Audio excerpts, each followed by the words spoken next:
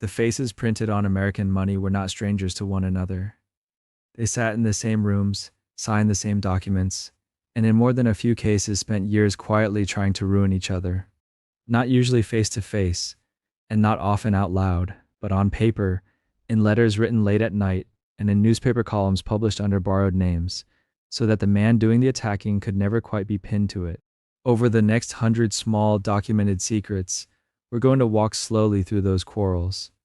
A cabinet at war with itself, fought out in the press under pen names taken from the ancient world. A sitting vice president who shot a former Treasury secretary on a riverbank across the Hudson. A friendship that broke so completely the two men stopped writing for more than a decade, and then, in old age, quietly found their way back to each other. None of this is legend.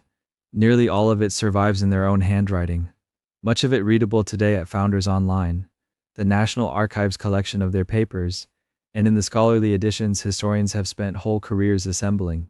If you find this kind of slow, quiet history restful, you're welcome to follow along for more of it. We'll begin with a rivalry that shaped most of the others, Alexander Hamilton and Thomas Jefferson, inside George Washington's own cabinet. By the summer of 1792, the government of the United States was 3 years old, and two of its most important officers were no longer really speaking to each other. Alexander Hamilton ran the Treasury, Thomas Jefferson ran the State Department. They served the same president, attended the same meetings, and walked the same few blocks of Philadelphia. And for most of that year, they were conducting something close to open war, not across the cabinet table, where Washington's presence kept things civil, but in the newspapers, under names that belonged to other men, or to no one at all. You might assume a quarrel of that size would have been settled in person. The written record suggests the opposite. Almost everything they did to each other that year, they did in print, at a careful distance, with their own names left off the page. The first of these secrets is the simplest, and it still surprises people. The sitting Secretary of the Treasury was writing anonymous newspaper attacks on the sitting Secretary of State. Beginning in late July of 1792 in John Fenno's Gazette of the United States, a series of unsigned pieces appeared, taking apart Jefferson's conduct in office. They were signed T.L., and then an American, and then as the summer wore on, Catullus and Metellus, names lifted from Roman poetry and Roman politics, which is roughly what an educated reader of the day expected of a pseudonym. All of them were Hamilton. He wrote them at night, after days spent running the nation's finances, and he wrote a great many of them. You can read the whole run today in his collected papers at Founders Online, arranged in order, each one carrying the editor's quiet note on authorship. The president, meanwhile, was writing to both men separately, asking them to please stop. The second secret is about who answered him, because the reply came from a direction almost no one expected. Jefferson's defense in the press appeared under the name Aristides, after the Athenian statesman remembered for being fair. Julian Boyd, the historian who spent decades editing Jefferson's papers and whose edition remains the standard one, concluded from the documentary evidence that Aristides was Edmund Randolph. Randolph was Washington's own attorney general, which means that, if Boyd is right, one member of the cabinet was anonymously attacking a second member, while a third member anonymously defended him, all of them in the newspapers, all of them still meeting weekly with the president. It's worth being precise here. This is a scholarly attribution, built on handwriting, timing, phrasing, and correspondence. Randolph never confessed to it. Boyd argued the case. He did not receive a confession. The third secret concerns a second defense, written by two men whose names are on a great deal of American history. James Madison and James Monroe composed an unsigned piece called A Vindication of Mr. Jefferson, and they wrote it separately, in sections, passing the work between them. It did not run in the friendly opposition paper where you would expect to find it. It ran instead in a different Philadelphia paper, Dunlap's American Daily Advertiser, and that placement was deliberate. Jefferson himself carried part of the manuscript to the printer. Putting it in another paper made the defense look like it had risen naturally from somewhere in the public, rather than from the small circle of men who actually wrote it.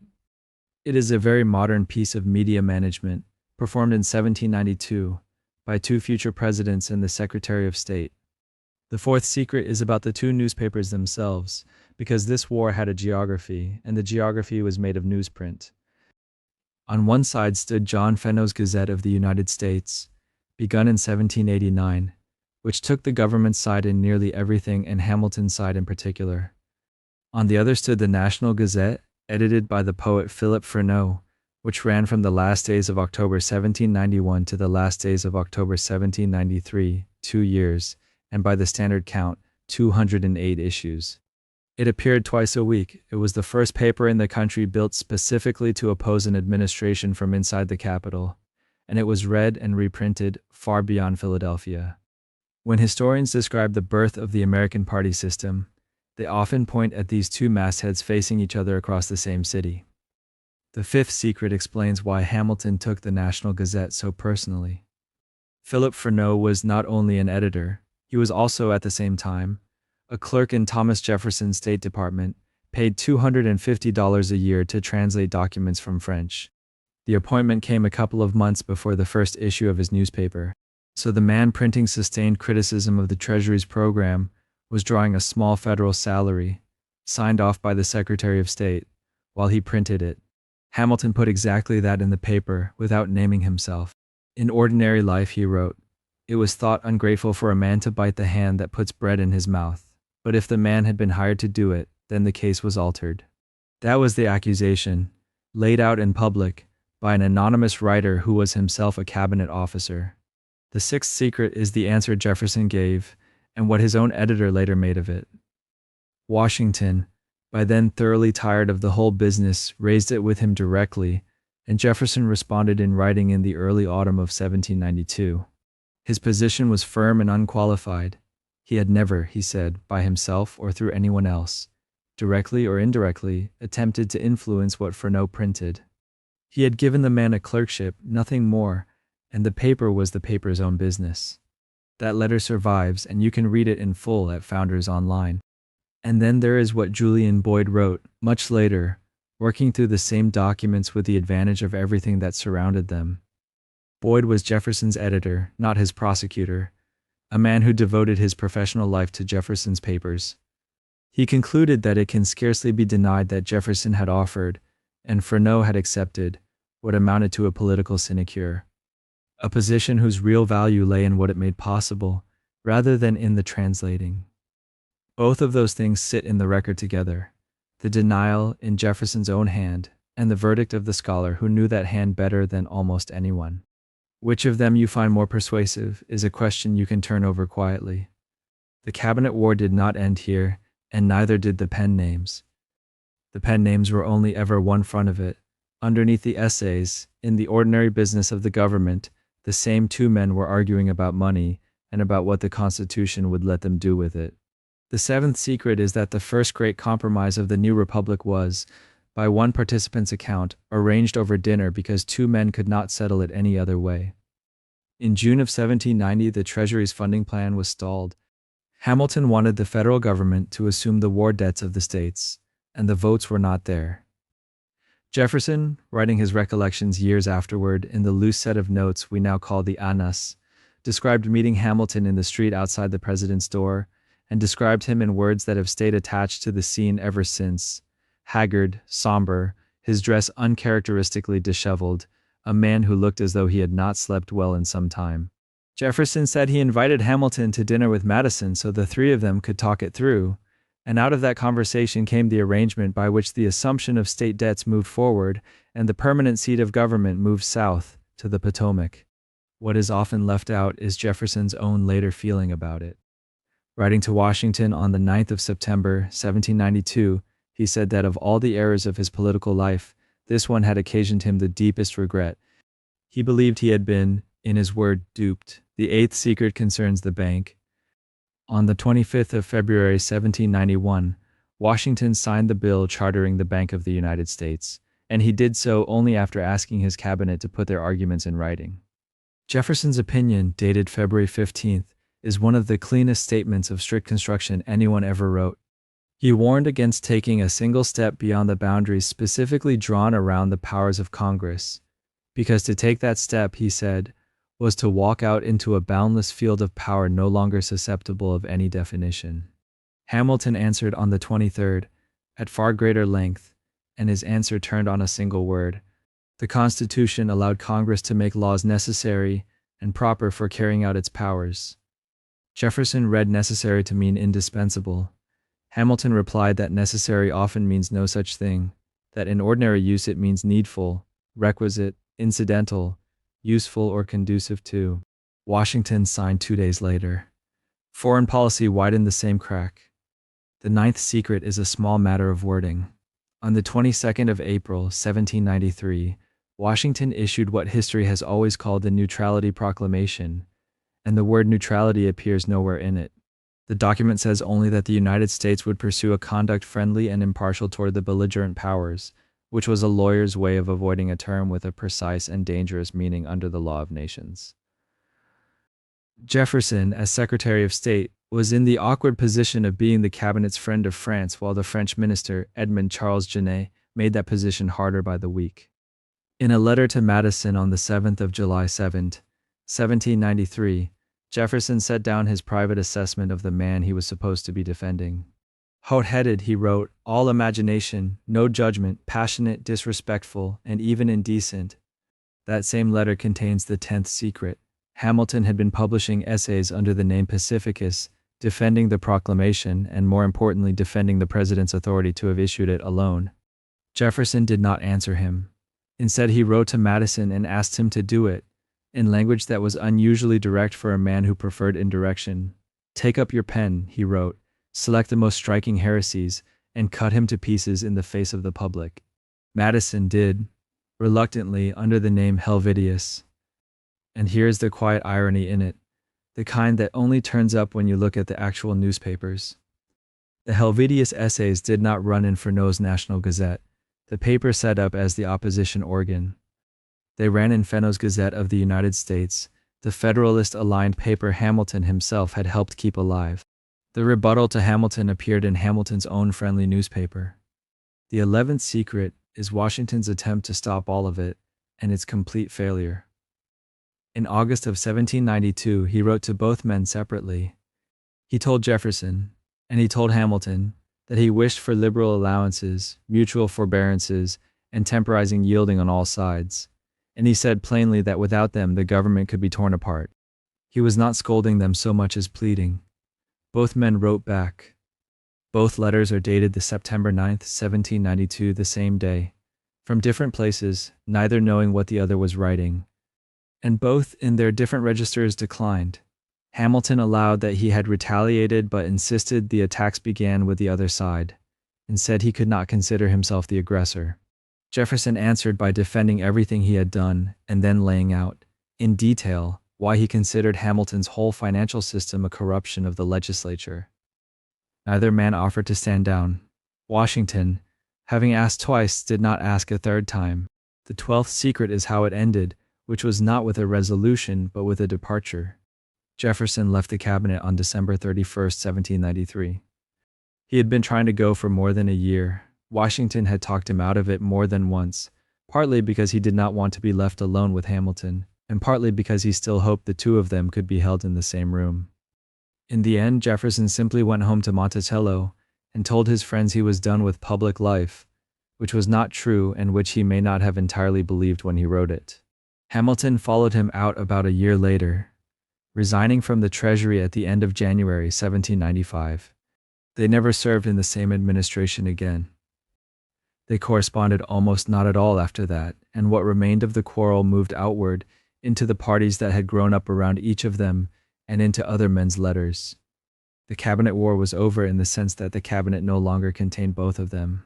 In every other sense, it had only been handed on, which brings us to the man who carried Jefferson's side of it and who had once been Hamilton's closest collaborator in print.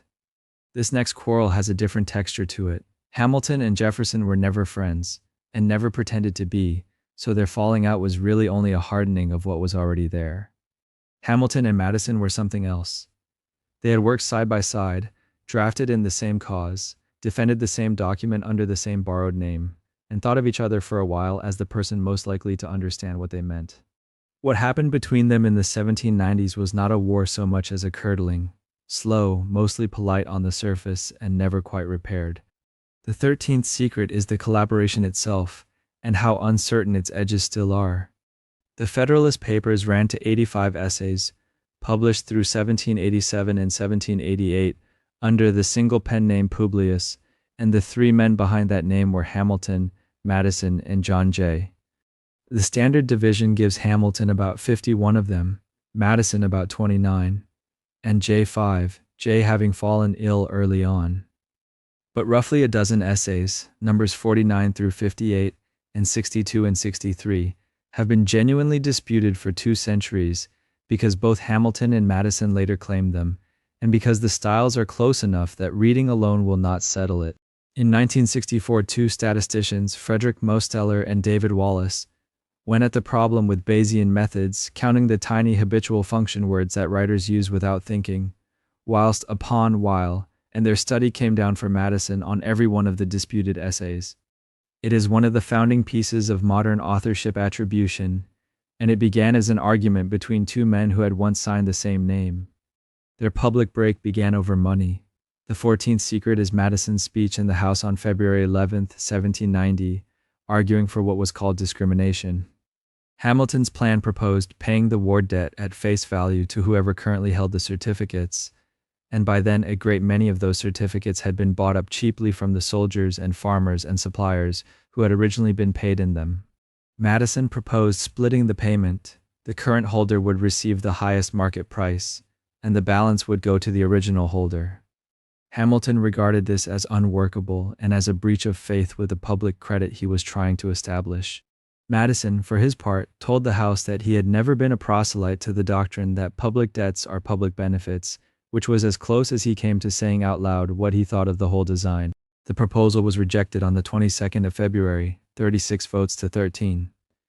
It was Madison's first defeat at Hamilton's hands, and it was a heavy one. A year later he lost again, on larger ground.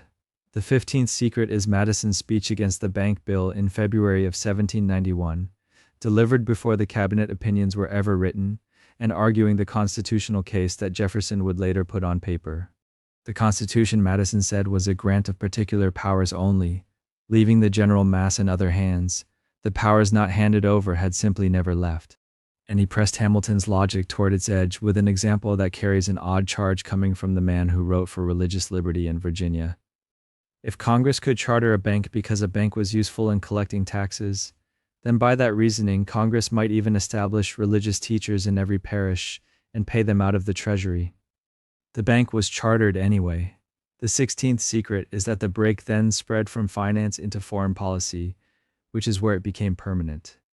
In August and September of 1793, Madison wrote the 5 Helvidius essays against Hamilton's Pacificus, arguing that the power to make treaties and declare war belonged to the legislature and could not be quietly absorbed by the executive. In 1794, he brought forward commercial resolutions aimed at discriminating against British trade in favor of French, which Hamilton and his allies fought down. And in 1796, after the Jay Treaty had been signed and ratified, Madison led the effort in the House to withhold the money needed to carry it out, an attempt to use the appropriation power as a check on a treaty the House had never voted on. He lost that too. The implementation funds passed on the 30th of April, 1796, 51 votes to 48. 3 votes. Hamilton, for his part, had spent the previous months writing in the treaty's defense under the name Camillus, in a long run of essays that Jefferson found formidable enough to complain about privately. The 2 former collaborators were now, quite openly, the leading pens on opposite sides of every question the government faced, and each of them knew precisely how the other's mind worked, because each of them had once helped build it.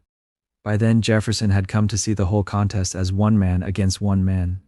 The 17th secret is his letter to Madison of the 21st of September, 1795, written from retirement at Monticello, in which he described Hamilton to the anti-Republican party as a colossus, the single figure holding the whole structure up, worth more to them than any number of ordinary men. And then the sentence that was really the point of the letter, "There is nobody but yourself who can meet him." Jefferson was in effect asking Madison to keep fighting a fight Jefferson had walked away from, and he was flattering him into it in the way old friends do. The 18th secret is the document where the personal break is written down most plainly, and it is Hamilton's, not Madison's. On the 26th of May, 1792, Hamilton wrote a long, unguarded letter to Edward Carrington in Virginia, trying to explain how the government had divided. He said he had come into the Treasury expecting the firm support of Mr. Madison, from what he called a similarity of thinking. They had agreed, he believed, on the essentials of what the government needed to become. What he had found instead was steady opposition from the one man he had counted on. And rather than treat it as an honest difference, he reached a harsher conclusion.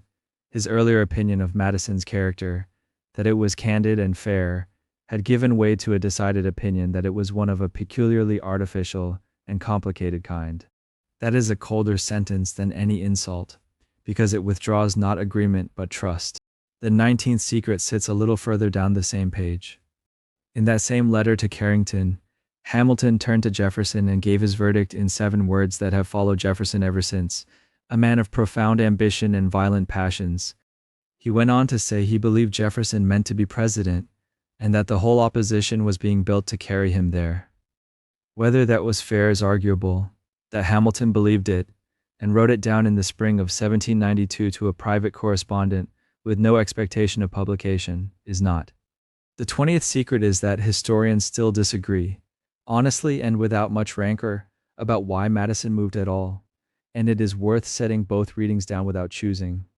The older view, sometimes called the apostasy thesis, holds that the Madison of 1787 and 1788 was a nationalist, the man who wanted a federal veto over state laws and who wrote the 10th Federalist about the dangers of local majorities, and that after 1789 he simply defected to the states' rights position for reasons of section or party or friendship with Jefferson.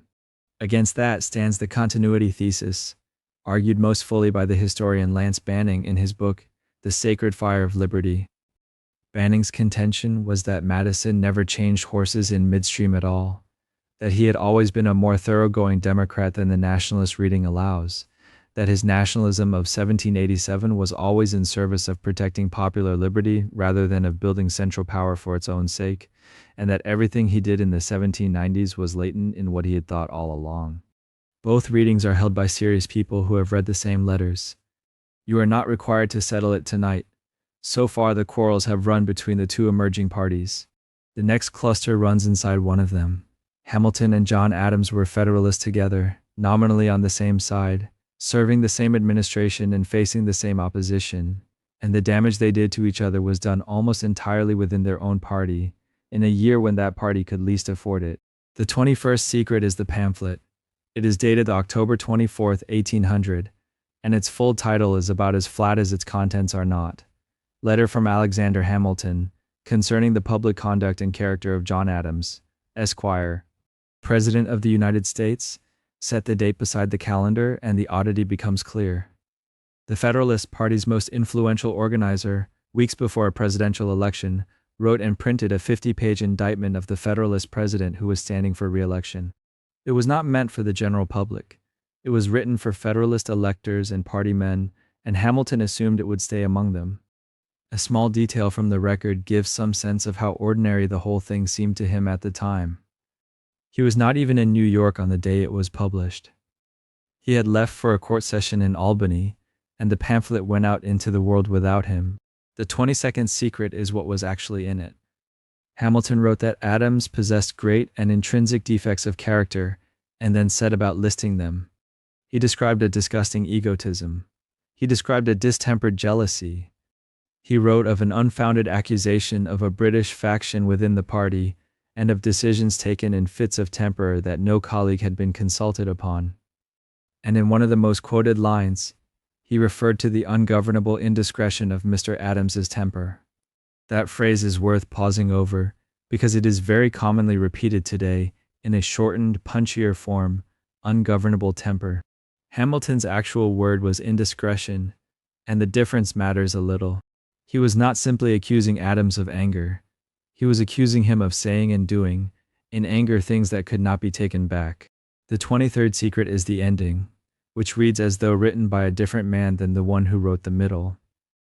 After 40 pages of accusation, Hamilton arrived at his conclusion and declined to draw it.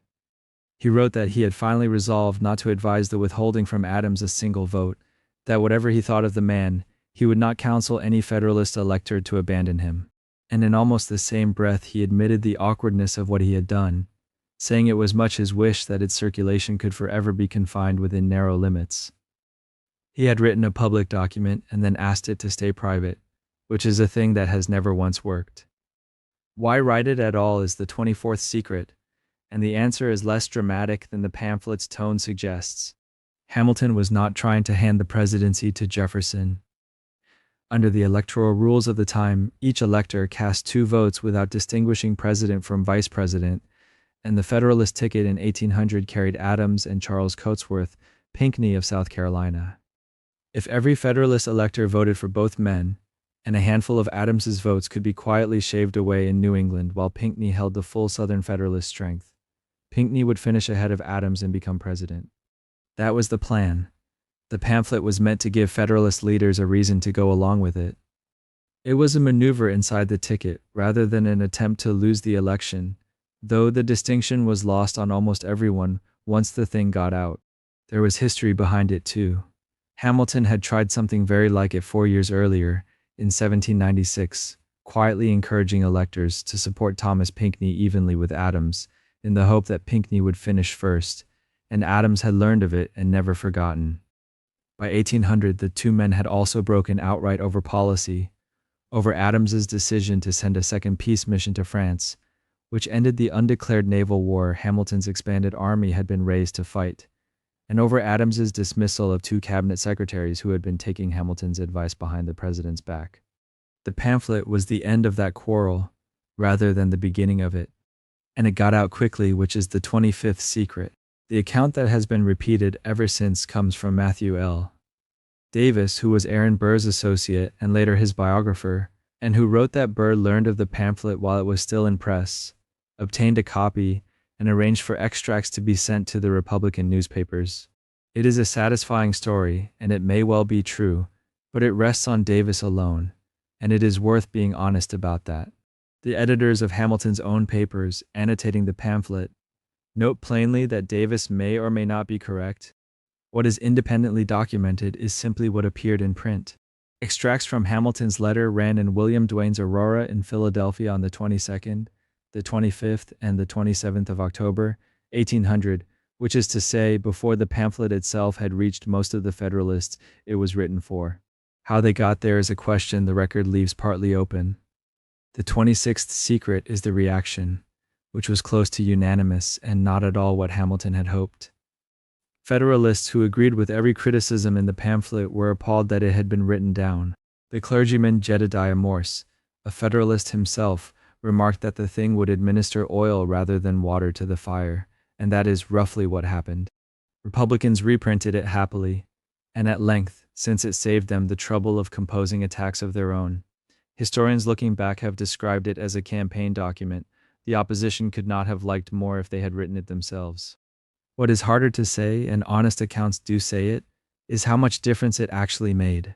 The election of 1800 turned on New York, on the Virginia and Pennsylvania elector laws, on the apportionment of the House, and on a dozen other things. Hamilton's pamphlet embarrassed the Federalists and it wounded Adams, but no one can measure its effect on the outcome with any precision, and the accounts that claim to are claiming more than the evidence allows. Adams did not answer it in public. He answered it in private for years, which is the 27th secret. On the 25th of January 1806, writing to his old friend Benjamin Rush, he produced the single most famous insult in the whole correspondence, calling Hamilton a bastard brat of a Scotch peddler, a reference to the circumstances of Hamilton's birth in the West Indies, and about as low as Adams ever aimed. The nuance usually lost is what set it off. The letter was not a delayed reply to the pamphlet at all. Rush had passed along an anecdote from Francisco de Miranda, the Venezuelan revolutionary, about Hamilton speaking scornfully of George Washington in private. Adams's sentence just before the famous one makes the sequence plain. Miranda's anecdote of Hamilton's scorn of Washington, he wrote, was no surprise to him. What he could not forgive in that moment was not the injury to himself. It was the disloyalty to Washington. The 28th secret is a second private broadside from the same correspondence, and it needs a little framing to be read fairly. On November 11, 1806, again to Rush, Adams laid the Standing Army, the Alien and Sedition Acts, and the taxes raised to pay for all of it at Hamilton's door, and attributed the whole restless program to what he called a superabundance of secretions, which he could not find whores enough to draw off. Quoted Burr, "It sounds like a flat clinical accusation about Hamilton's private life, and it is often repeated that way. In context, it is something odder and more literary." Adams was working an extended satirical riff in the manner of Jonathan Swift, borrowing the mock physiological explanation of political enthusiasm from A Tale of a Tub, where great movements in the world are traced to vapors and humors in the bodies of the men who start them. Adams knew exactly what he was doing. He was writing Swift at Hamilton to an old physician friend who would catch the reference. It is still an insult. It is a joke as well, of the bitter sort that men in retirement make about the people who beat them, and by then Hamilton had been dead for 2 years and could not answer any of it. The rivalry we come to now is the one everyone has heard of, and it is usually told badly, as a sudden insult and a sudden answer. It was neither. Hamilton and Aaron Burr lived in the same city, practiced law in the same courts, sometimes appeared on the same side of a case, and were perfectly capable of dining together. What accumulated between them accumulated slowly, over more than a decade, in politics rather than in personal offense, and most of it was on paper long before any of it was on a riverbank. The 29th secret is where the account begins. In 1791, the New York legislature chose Burr for a seat in the United States Senate, and the man he displaced was Philip Schuyler, a Federalist, a former general, one of the great landed figures of the state, and Hamilton's father-in-law. Hamilton had married Elizabeth Schuyler 10 years earlier, and his political base in New York ran directly through that family. Burr's election removed Schuyler from the Senate in the middle of the fight over Hamilton's financial program, and it did so by a shift of alliances in Albany that Hamilton read as opportunism. Schuyler recovered the seat in 1797, by which time the pattern had long since set. Whatever else Hamilton later said about Burr's principles, the acquaintance had begun for him with a loss inside his own household. The 30th secret is that Hamilton's written attacks on Burr start almost immediately after that, in 1792, and their theme never really changes over the following 12 years.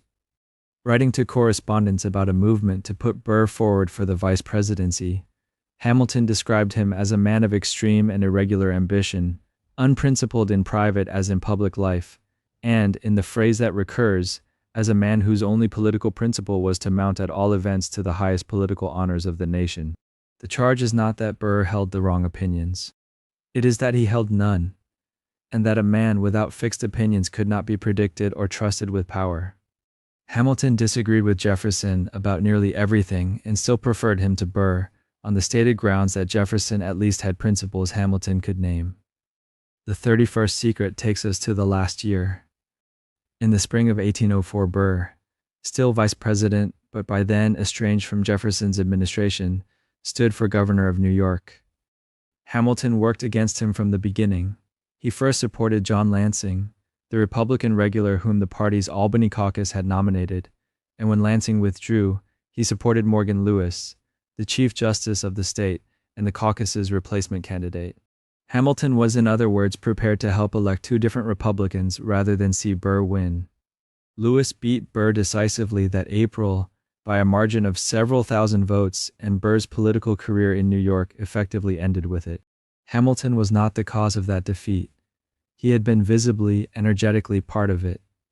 The 32nd secret is that we have a fairly detailed record of what Hamilton was saying in that campaign, because he wrote some of it out. His speech at a meeting of Federalists in Albany, dated the 10th February 1804, survives in his own notes, and it is an organized argument rather than an outburst. 8 numbered reasons why New York Federalists should not join with Burr. He argued that Burr had no real attachment to Federalist principles, that supporting him would fracture the party for nothing, that his elevation would corrupt the state's administration. And the 8th reason went furthest. Hamilton believed that talk of dissolving the Union was in the air among some New England Federalists, and he warned that Burr, if given a state to command, was the probable man to place himself at the head of such a movement, to become, in Hamilton's phrase, the chief of the northern portion. It is a serious accusation, delivered in a party meeting in numbered points.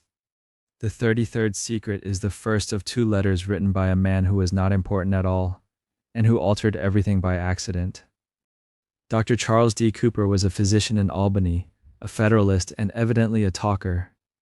On April 12, 1804, he wrote privately to Andrew Brown, reporting what he had heard Hamilton say about Burr at a political gathering, that Hamilton had spoken of him as a dangerous man, and one who ought not to be trusted. The letter was private. It did not remain so. It was leaked and circulated as a handbill during the governor's race, and it drew a denial from Philip Schuyler, who insisted Hamilton had said no such thing. Which meant that Cooper, an obscure doctor, now had his own veracity publicly questioned by a former general.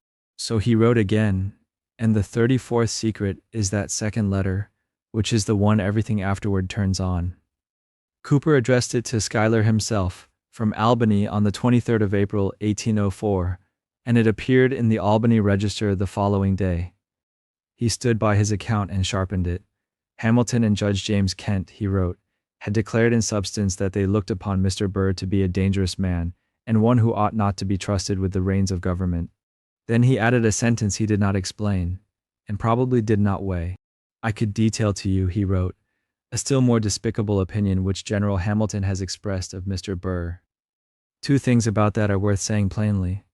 The first is that Cooper never spelled out what the still more despicable opinion actually was, not in the letter, not afterward, not to anyone whose account survives. Whatever he had in mind, he took it with him. Historians have guessed at it for 2 centuries, and the guesses remain guesses. The meaning of the phrase has never been settled, and this narration is not going to settle it either. The second concerns the setting. You will often hear that all of this was said at a dinner at Judge John Taylor's house, and that scene comes chiefly from the framing of a modern biographer, Ron Chernow, rather than from the primary record. Cooper's own letter points to a meeting of Federalists at the City Tavern. The connection to Taylor's house is that Cooper lodged there. The careful way to say it is that Hamilton spoke about Burr at an Albany gathering of Federalists in the spring of 1804, by most accounts a dinner at Judge Taylor's house, where Cooper was living, and that a doctor at the table remembered it and wrote it down twice. What follows from that newspaper letter is mostly a correspondence, and it is a slower and more formal thing than it is usually made out to be. Nearly 3 weeks passed between the Albany Register and Burr's first move, and nearly 3 more between that letter and the meeting at Weehawken. The 35th secret is Burr's opening letter, dated June 18, 1804, and carried by hand to Hamilton by William Van Ness, a New York lawyer acting as Burr's friend in the affair. Burr enclosed the Cooper letter, pointed to the sentence about a still more despicable opinion, and asked for what the code of the time called a prompt and unqualified acknowledgement, or denial of the use of any expression, which would warrant the assertion. He was not at that stage asking for a duel. He was asking Hamilton to say whether he had said it.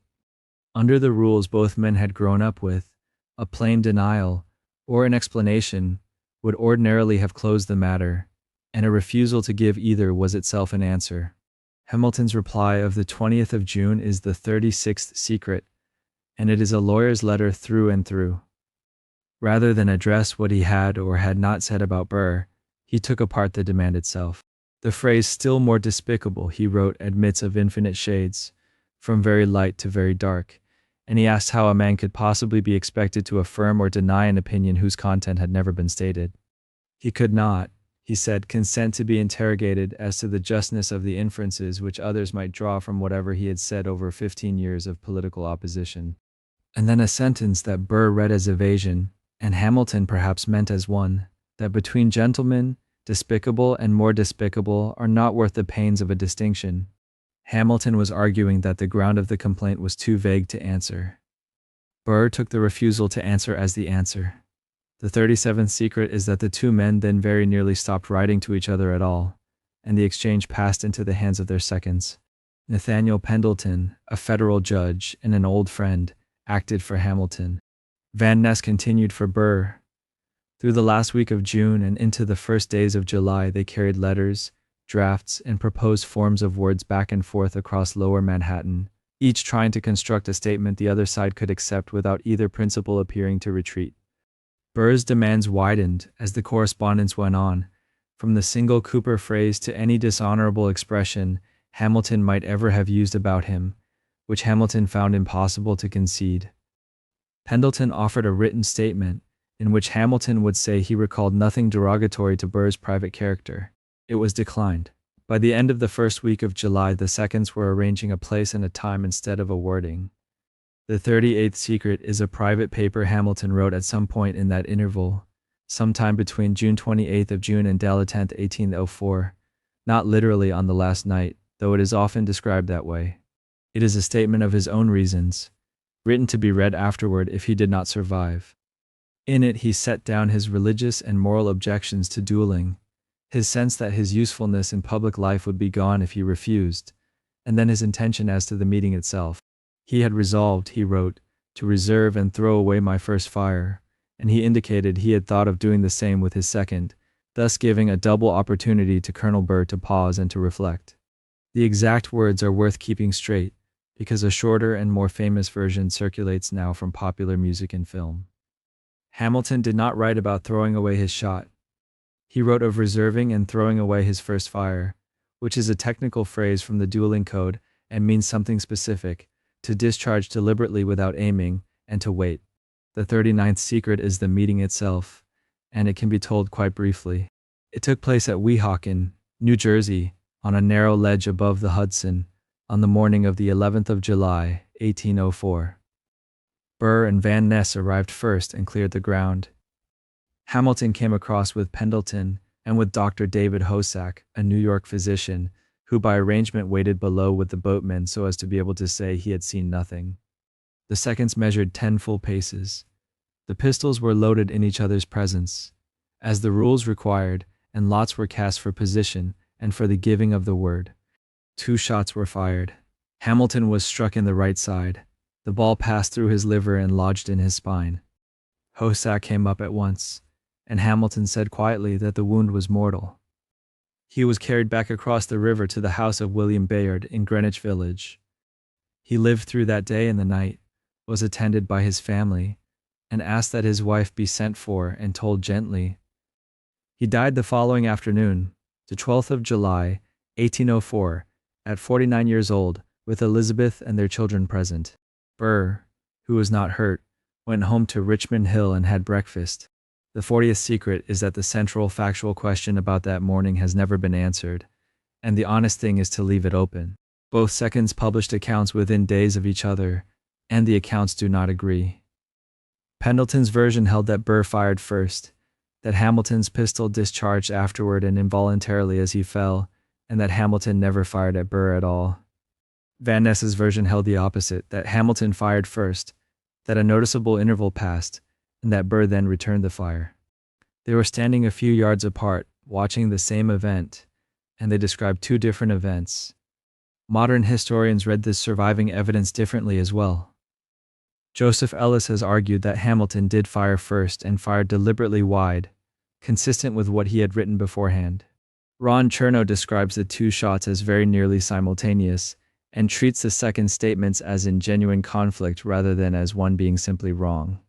Thomas Fleming has been openly skeptical of taking Hamilton's own pre-duel letter at face value, given that it was written to be read after his death, by people whose opinion of him mattered to him.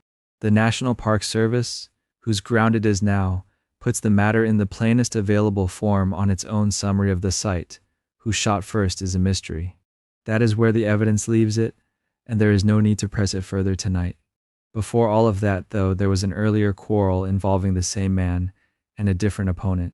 4 years before Weehawken, Aaron Burr stood at the center of a constitutional problem that no one had quite planned for, and the man on the other side of it was not Hamilton but Thomas Jefferson, who was supposed to be on his side.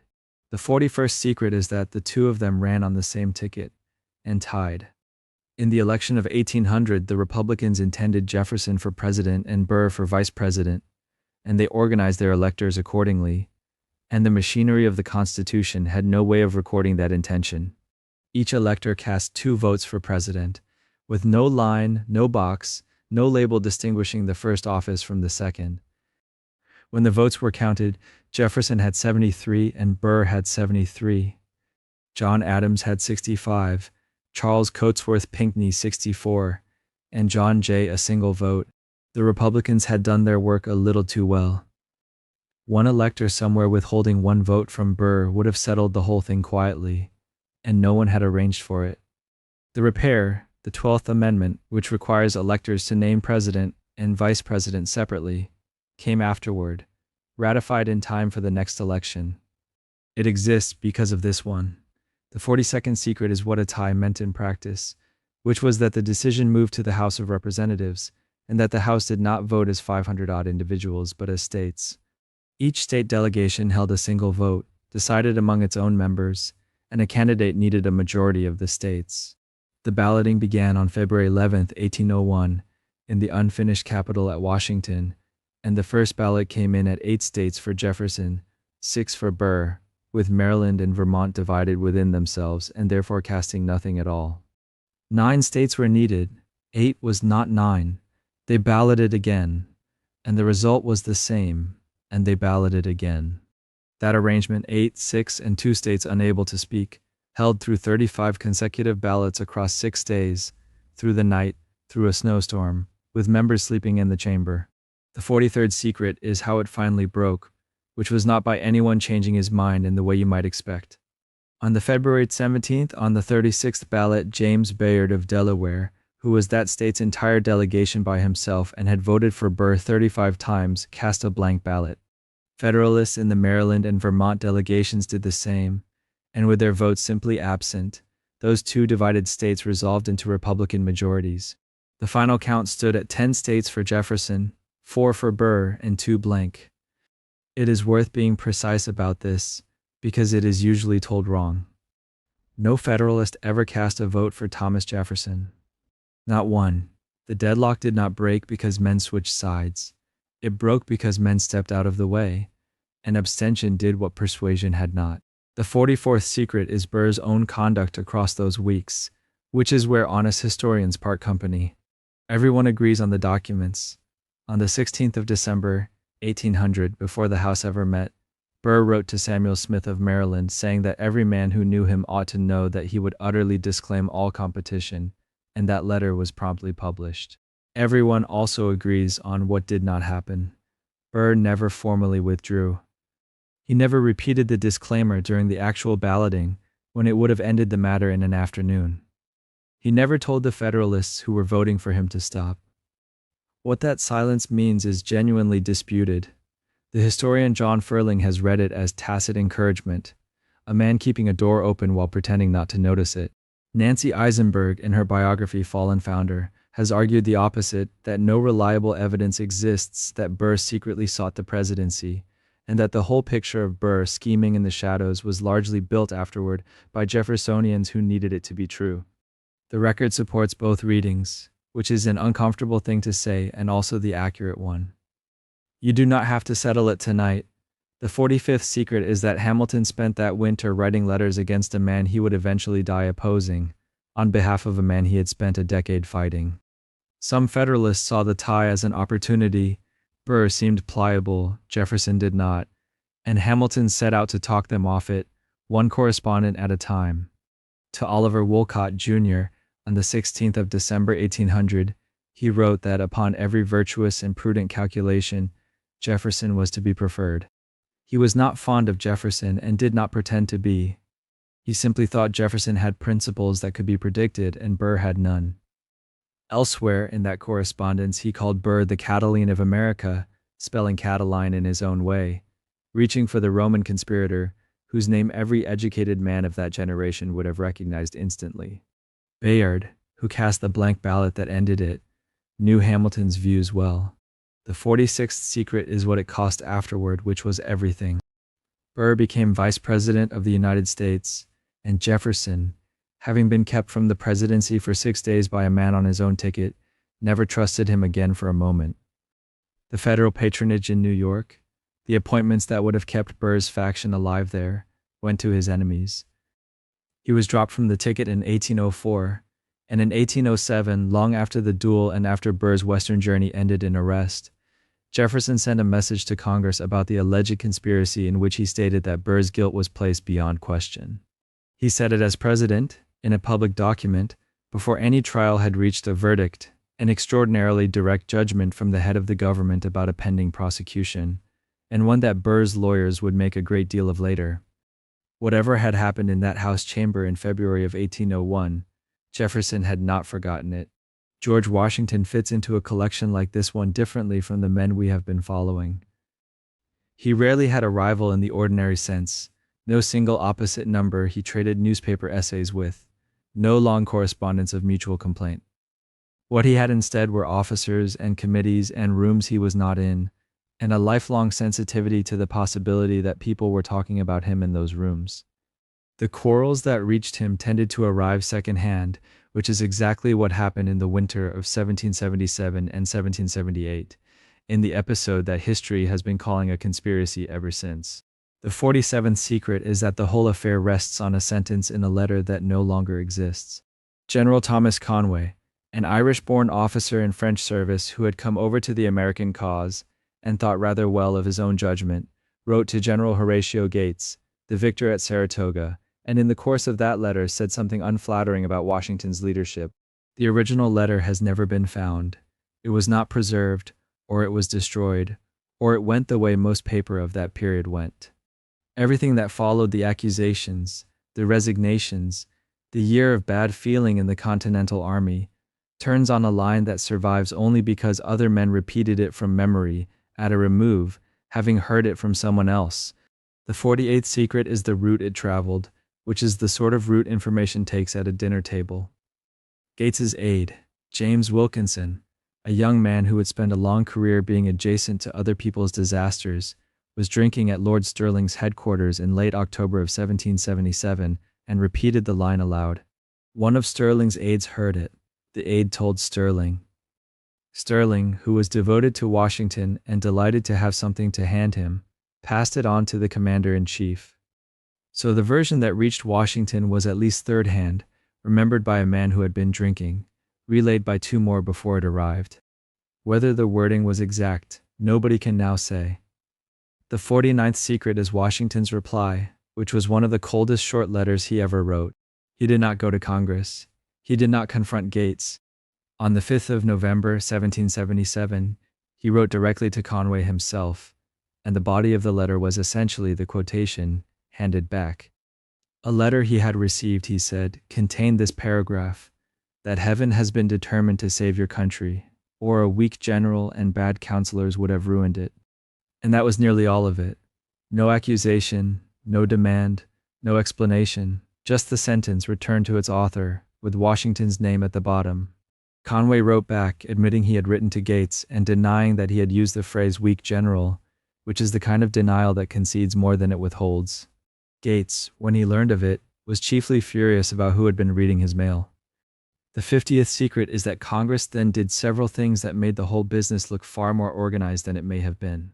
In late November of 1777, with the army in poor condition and the capital in enemy hands, Congress reorganized the Board of War and made Horatio Gates its president, which placed the general most often mentioned as Washington's possible replacement at the head of the body overseeing Washington. Then, in the middle of December, Congress promoted Conway to Major General and appointed him Inspector General of the Army, lifting him over the heads of officers senior to him. At Valley Forge, this produced real anger. Brigadiers wrote formal protests. Washington told Congress, in his measured way, that he would obey, but that the appointment had given considerable offense. Whatever Congress intended, from inside that camp it looked unmistakably like a pattern, and men who were cold and unpaid did not need much encouragement to see one. The 51st secret is the ending, which is stranger and sadder than the beginning. Conway's position collapsed over the following months. He offered his resignation in a fit of pique in Congress, to his surprise, accepted it, and then in July of 1778, in a duel that had nothing directly to do with any of this, he was shot through the mouth by John Cadwalader, a Pennsylvania officer who had taken offense on Washington's behalf and was reportedly a very good shot. Conway believed he was dying. From what he took to be his deathbed, he wrote to Washington, a short letter, offering his sincere grief for having written anything that might have given offense, and calling him the great and good man. He then recovered, which somewhat complicates the gesture, and left for France, where he lived out a long career and never returned. Washington's own reaction to the note is not recorded at any length. By that summer, the army had left Valley Forge and marched into New Jersey, and the quarrel that had consumed the winter simply thinned out and stopped, the way most of them do, without anyone declaring it over. There is one more thing to say about that winter before we move on, and it concerns not what the men involved did, but what later historians decided it added up to. Then 2 more ruptures in Washington's life, both of which ended friendships and neither of which he ever mended. The 52nd secret is that the Conway Cabal may not have been a cabal at all, and this is a live argument rather than a settled one. For a long time, the Standard account treated it as a genuine plot, an organized effort by Conway, Gates, and their allies in Congress to remove Washington and install Gates in his place. Douglas Southall Freeman, whose multi-volume Life of Washington shaped the middle of the 20th century's understanding of the man, wrote it that way, and generations of readers learned it from him. Then in 1940, the historian Bernhard Nollenberg published a revisionist study arguing that no organized conspiracy ever existed. What existed on his reading was scattered grumbling, a handful of officers and congressmen who thought the war was going badly, saying so privately, never coordinating, never acting, which was afterward gathered up, given a name, and inflated into a plot, partly because Washington himself, stung by the loss of Philadelphia and by the contrast with Gates's success at Saratoga, was unusually alert that winter to signs of disloyalty. Most modern scholarship leans toward Nollenberg. Not all of it does, and the leaning is a matter of emphasis rather than proof, since the central document is the letter nobody has. It is one of those questions where the honest answer is that historians still disagree. The 53rd secret involves General Charles Lee, and a piece of the story almost everyone has heard that the evidence does not support. On June 28th of Barras, 1778, at Monmouth Courthouse in New Jersey, Lee commanded the advance force, and his attack on the British rearguard dissolved into a confused, largely unordered retreat. Washington rode forward, met Lee coming back, and demanded to know what was happening. The popular version has Washington swearing at him magnificently in front of the army, in language nobody had heard from him before. That version is not what the witnesses said. Within weeks, officers who had been standing there gave sworn testimony at Lee's court-martial. One of Washington's own aides recalled him asking, calmly enough, what was the reason for the disorder. Another described his tone as carrying considerable warmth, which was strong language for the period, but recorded no profanity of any kind.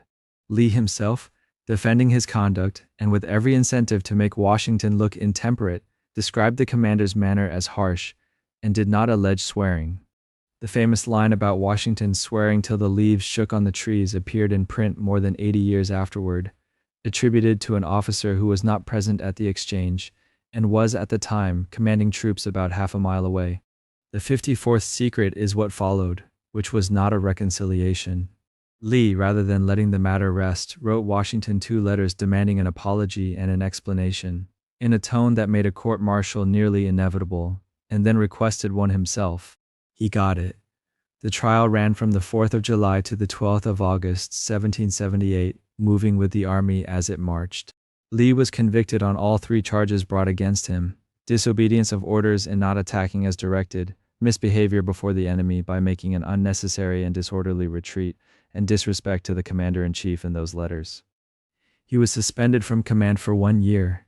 He spent that year attacking Washington in print and in conversation to anyone who would listen, and in January of 1780 Congress dismissed him from the army altogether. The 55th secret is a rupture of a different kind between Washington and a man he had known and trusted for 20 years. Edmund Randolph had been his aide, his attorney general, and by 1795 his Secretary of State. That August, a French diplomatic dispatch, captured at sea by the British and passed to the American government through British hands, arrived on Washington's desk. In it, the French minister described conversations with Randolph in terms suggesting Randolph had spoken far too freely about internal American politics, including the government's handling of the Whiskey Rebellion, and the phrasing seemed to hint at money. On the 19th of August, 1795, Washington summoned him. He did not do it privately. Randolph came into a room containing Washington, the translated dispatch, and 2 members of the cabinet who were his own political rivals, and was handed the document and asked to explain it in front of them. He read it, said what little he could, and resigned that same day. The 56th secret is what the record has done with the accusations since. Randolph published a long public vindication of himself that December, and its tone toward Washington, aggrieved, and at moments openly wounding, closed whatever door might have remained. They never reconciled, but the later scholarship has been considerably kinder to Randolph than that August afternoon was. A landmark journal article by the historian Irving Brandt, published in 1950, worked through the underlying documents and concluded that Randolph was very probably guilty of nothing more than indiscretion. No money was ever shown to have been requested, offered, or received.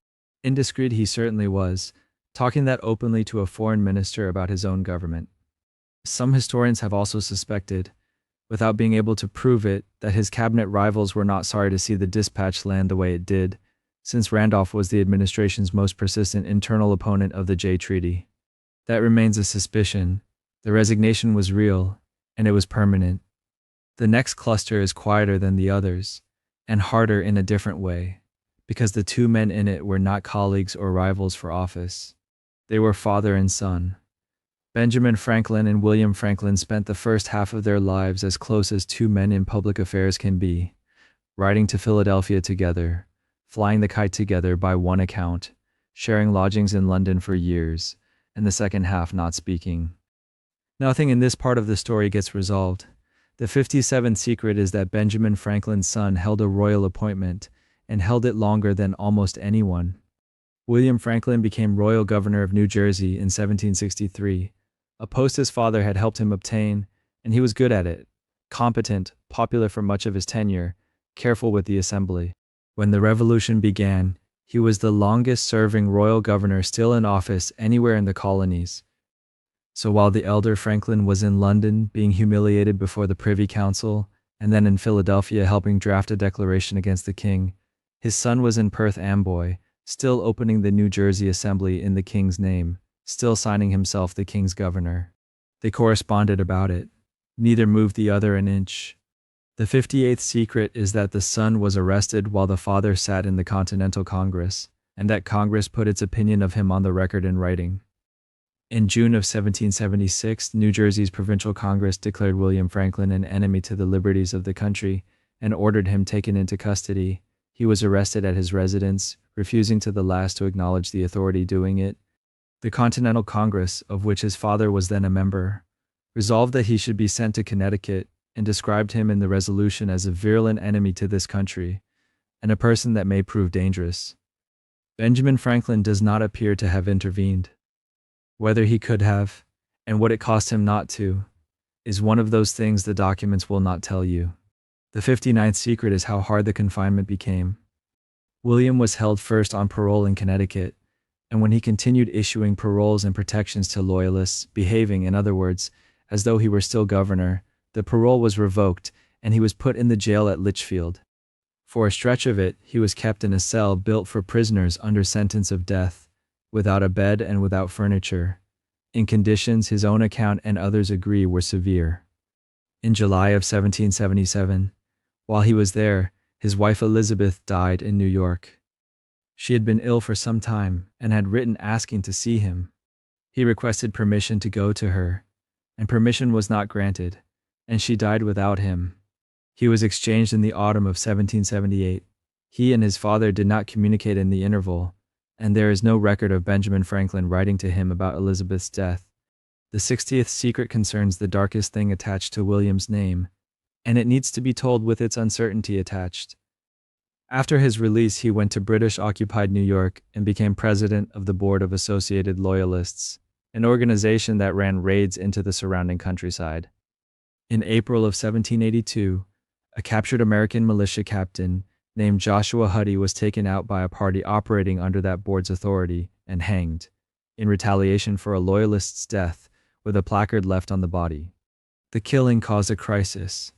Washington demanded that the British hand over the man responsible and, when they would not, came close to hanging a British officer chosen by lot in return.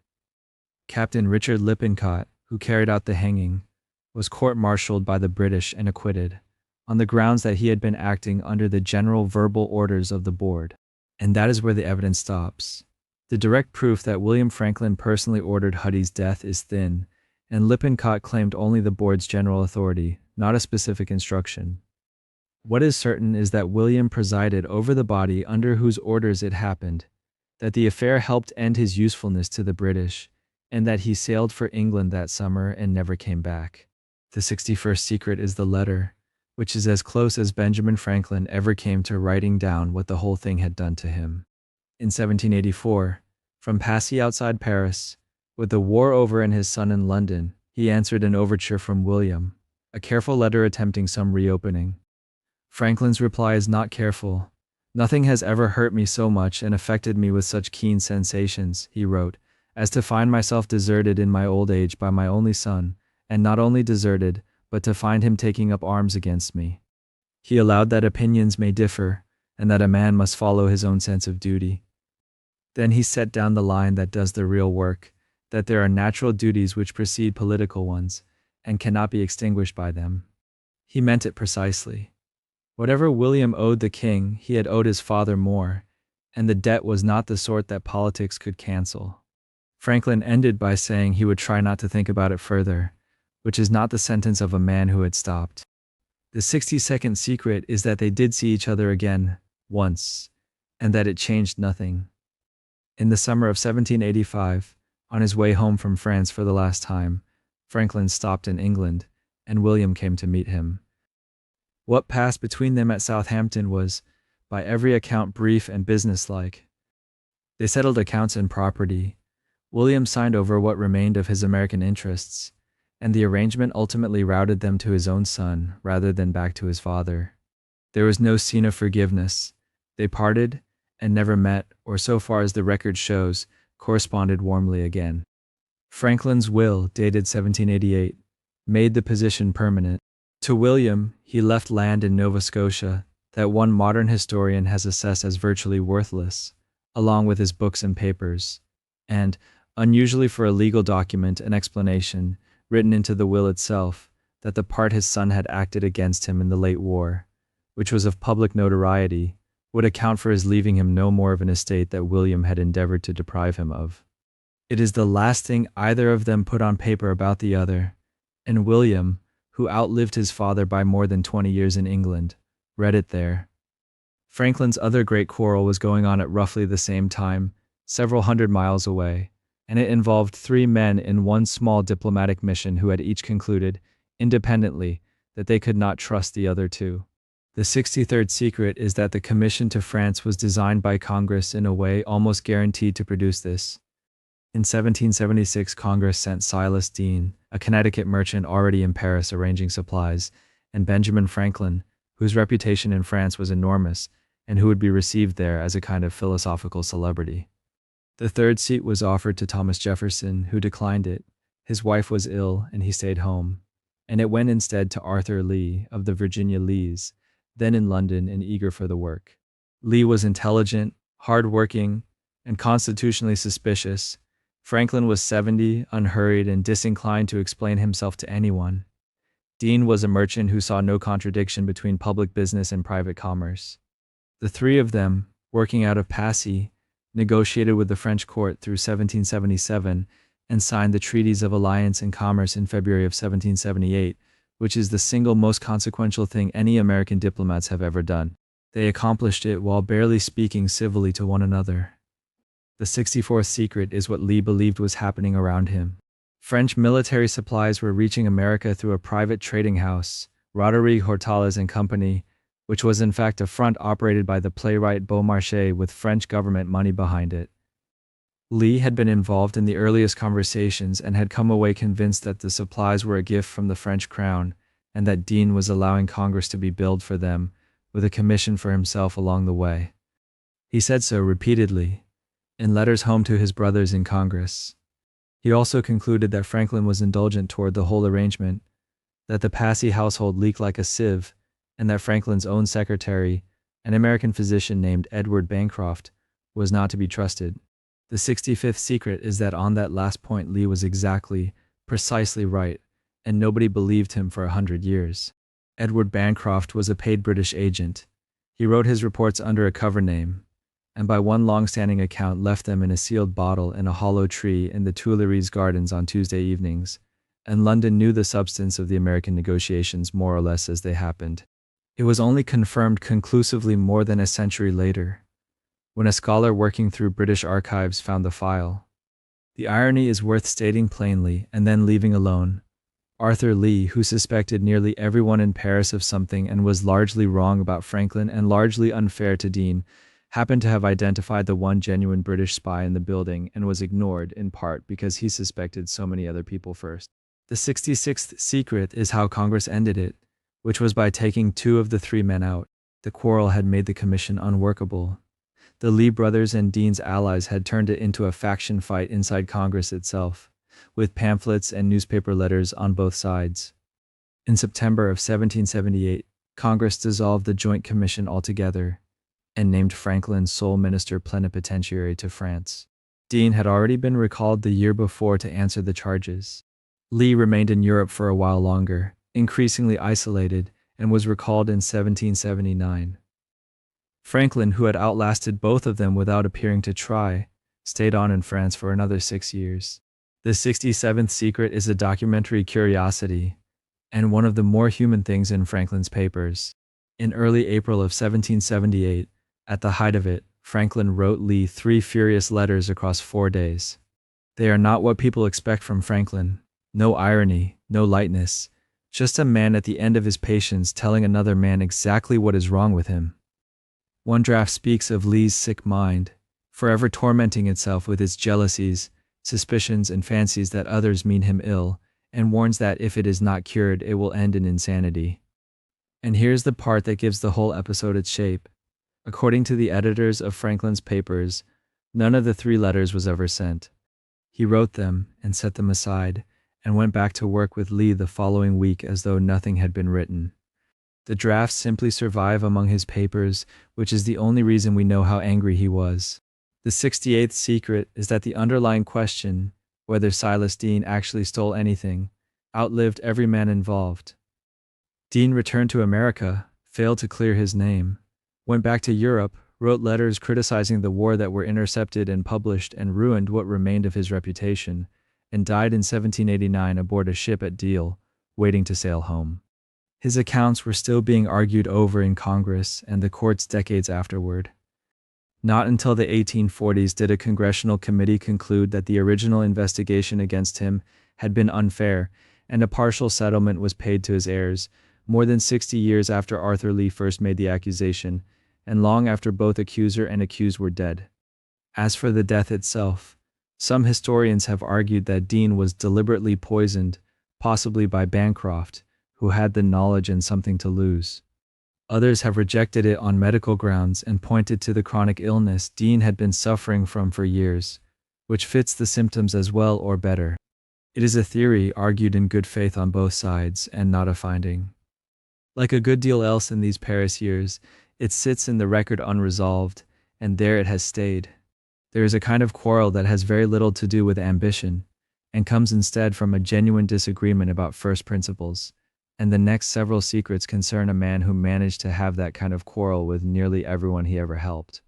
Thomas Paine wrote the pamphlet that made independence feel not just possible but obvious to ordinary readers, and then spent the rest of his long life falling out, one by one, with the men who governed the country his writing had helped to bring into being. The first of those quarrels was with John Adams, and it began quietly, as these things often do, with 2 pamphlets published 3 months apart. The 69th secret is that the argument between Adams and Paine was never really about independence, which both men wanted, and wanted early. It was about what ought to be built afterward. Common Sense appeared in January of 1776, and sold in numbers no American pamphlet had ever approached, and tucked into its closing pages was a sketch of the government Paine thought should follow. A single large legislative assembly, answerable directly and immediately to the people, with very little standing in its way.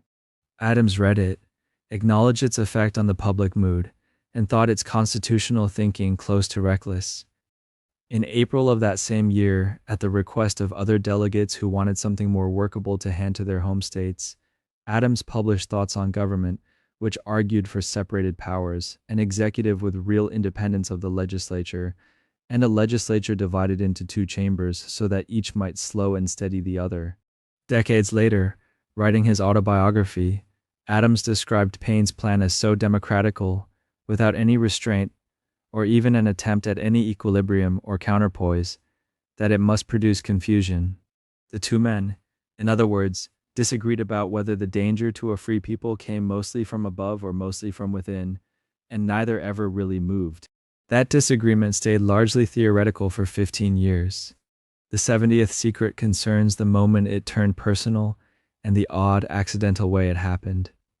In 1791, Paine published Rights of Man, his defense of the French Revolution against Edmund Burke, and an American edition was being prepared in Philadelphia. Thomas Jefferson sent the printer a short private note praising the pamphlet and expressing his pleasure that something had at last appeared to answer the political heresies that had lately sprung up among Americans.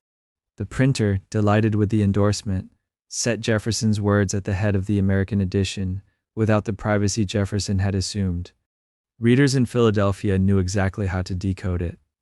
John Adams had recently published a long series of essays defending stronger, more elaborate, more frankly monarchical-leaning checks on popular government, and the heresies Jefferson had named were understood, immediately and universally, to be his. A set of anonymous rebuttal essays followed, signed Publicola, defending Adams and answering Paine point by point. Nearly everyone at the time assumed John Adams had written them himself. He had not. The author was his son, John Quincy Adams, then in his 20s, and the misattribution stuck for years, which meant that Adams the father was widely blamed for a public counterattack he had not made. The 71st secret is the private verdict Adams eventually settled on, which is more amused than any of this might suggest. Writing in 1805 to his old friend the physician Benjamin Waterhouse, long after the political heat had drained away, Adams admitted that he knew of no man on earth who had exercised more influence over the world's inhabitants and affairs across the previous 30 years than Tom Paine. And then in the same breath he offered the age a different name. Others were calling it the Age of Reason. Adams suggested, half mocking and half conceding, that history might as well call it the Age of Paine. It is a strange kind of tribute, given grudgingly by a man who had spent 3 decades objecting to nearly everything Paine proposed, and it is probably the most honest thing anyone said about Paine's reach while he was still alive to be described. Paine's next great grievance was not with Adams at all, but with George Washington. The 72nd secret is that Paine spent nearly a year of the French Revolution in a French prison. He had gone to France, been elected to the National Convention, despite speaking almost no French, and then aligned himself with the losing faction and argued against executing the king. In late December of 1793 he was arrested, and he was held in the Luxembourg prison for roughly 11 months, in conditions that came close to killing him. He was eventually released through the intervention of James Monroe, the newly arrived American minister, who claimed him as an American citizen and took him into his own house to recover. What Paine could not forgive was the year before that. Through all those months, the American government said nothing official on his behalf, and Paine concluded that Washington had known, had been able to act, and had chosen silence. Whatever the truth of the diplomatic calculations behind it, Paine experienced it as abandonment by a man he had served. The 73rd secret is what he did about it, which was to write one of the angriest documents any American ever addressed to Washington. His open letter to George Washington was composed in Paris in July of 1796 and published in America, where it did Paine a great deal more damage than it did its target.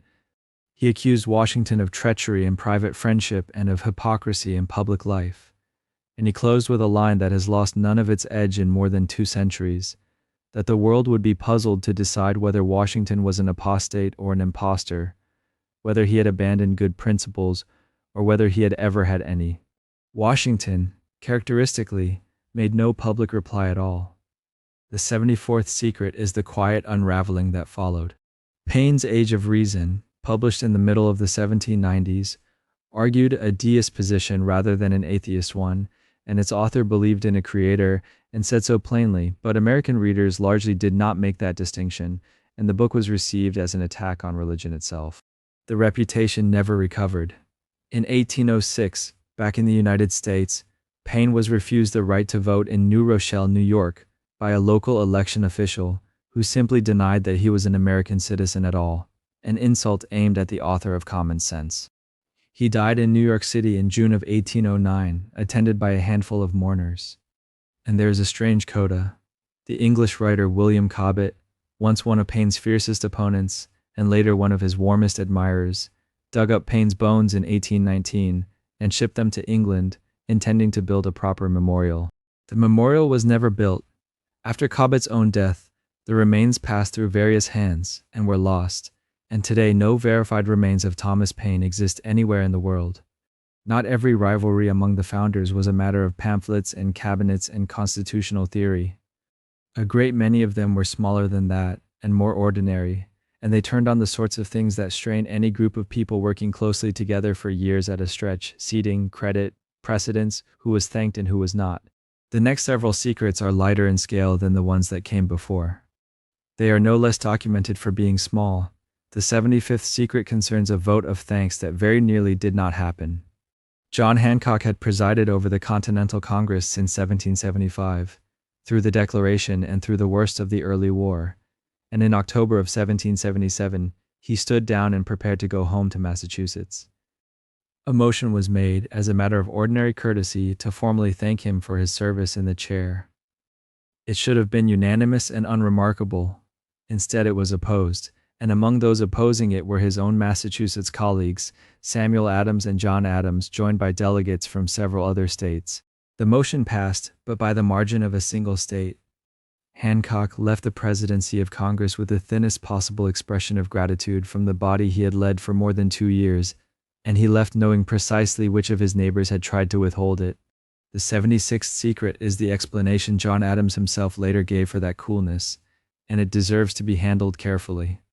Writing his autobiography some 25 or 30 years afterward, Adams recalled the debate of June 1775 over who should command the Continental Army, and described Hancock sitting in the chair, expecting the appointment himself, and visibly falling when Washington's name was put forward instead. It is a vivid scene, and it has been repeated ever since. It is also, so far as the record goes, a scene with exactly one witness. No independent contemporary account of that debate survives to confirm or deny it, and the man recalling it was by then an old man with 3 decades of accumulated grievance against Hancock behind him, writing about a moment he had every reason to remember in a particular way. It is worth knowing as John Adams's account of what happened. It is not worth treating as settled fact. The 77th secret is smaller still, and rather human. On leaving Congress, Hancock asked Washington to provide him a mounted military escort for the journey home to Boston. There was nothing outrageous in the request by the standards of the time, and the roads were genuinely uncertain. But John Adams, watching from the same room, read it exactly as you might expect a frugal Braintree lawyer to read it, as vanity and display, a man who wanted to arrive in Massachusetts at the head of a small parade. Adams recorded his opinion privately rather than making a scene of it, which is in its way the whole flavor of this particular rivalry. 2 ambitious men from the same small colony, one of them wealthy and popular and fond of ceremony, the other neither wealthy nor popular and deeply suspicious of ceremony, watching each other for years. You might expect that sort of thing to harden permanently. The 78th secret is that in this case it did not. Samuel Adams, who had opposed the vote of thanks in 1777, went on to serve as John Hancock's lieutenant governor in Massachusetts from 1789 until Hancock's death in 1793, the 2 of them running the state together, and when Hancock died, Samuel Adams succeeded him as governor. Whatever had passed between them in Philadelphia, they spent the last years of Hancock's life at adjoining desks in Boston, and the arrangement held. It is one of the quieter reconciliations in the whole story, and it happened without any letters of grand forgiveness, simply by the 2 of them going back to work. The 79th secret is John Adams's own late softening, which took longer and arrived in writing. In 1817, in a letter to William Tudor, Adams looked back at the man he had spent so much of his young life resenting and admitted more than he ever had at the time. He had profoundly admired Hancock, he wrote, and he had more profoundly loved him. He acknowledged that Hancock's vanity had provoked him, and then, with unusual fairness, allowed that his own vanity had very likely provoked Hancock just as much in return. Hancock had been dead 24 years by then and could not read it. Adams wrote it anyway. The 80th secret moves from Boston to the northern frontier, and to a rivalry that was really a quarrel between regions wearing the clothing of a quarrel between men. Philip Schuyler was a New York patrician of the old Hudson Valley kind, wealthy, formal, and entirely unaccustomed to explaining himself, and he commanded the Continental Army's Northern Department, an army composed largely of New England troops who did not trust New York gentlemen on principle and had said so from the beginning. When Fort Ticonderoga was abandoned in early July of 1777, without a fight, as Burgoyne's British force approached and placed guns on the heights above it, the blame in the newspapers and in Congress landed on Schuyler. New England's delegates had wanted him gone for a long while, and now they had their moment. They pressed successfully for Horatio Gates to replace him, and in August of 1777 Gates took over the Northern Department. Schuyler, who had spent 2 years supplying and organizing that army, lost the command just weeks before it won the campaign he had prepared for. The 81st secret is what Gates did with the victory when it came. The British surrender at Saratoga in October of 1777 was the most important American success of the war to that point, the news that brought France in, and Gates understood perfectly well what it was worth to whoever announced it. He sent his report of the surrender directly to Congress. He did not write to his own commander-in-chief at all. Washington, several hundred miles south and fighting a losing campaign around Philadelphia, learned that his army's northern wing had captured an entire British force the way anyone else did, secondhand, from other people's letters, and the general noise of good news traveling. He wrote to Gates about it afterward, and the letter is a small study in controlled displeasure. He regretted, he said, that intelligence of such importance had reached him by report only, rather than from Gates directly. There's no thundering in it. There did not need to be. Both men knew exactly what had been left out, and why. The Saratoga campaign produced more than one lasting grievance, and the next few secrets follow those threads outward, from the Northern Army to a field outside Philadelphia, and then some years later, into a courtroom in Richmond. They remain smaller in scale than the great cabinet quarrels, but they are all documented, and one of them ends in the only other duel in this story.